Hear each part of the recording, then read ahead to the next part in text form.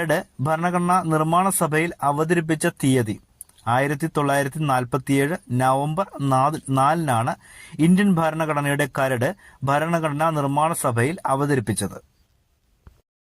മഹാപരിനിർവാൺ ദിവസമായി ആചരിക്കുന്നത് ആരുടെ ജന്മദിനമാണ്? ഇന്ത്യൻ ഭരണഘടനയുടെ ശില്പി എന്ന് വിശേഷിപ്പിക്കപ്പെടുന്ന ഡോക്ടർ ബാബാ സാഹിബ് അംബേദ്കറുടെ ജന്മദിനമാണ് ഇന്ത്യയിൽ മഹാപരിനിർവാൺ ദിവസമായിട്ട് ആചരിച്ചു പോരുന്നത്.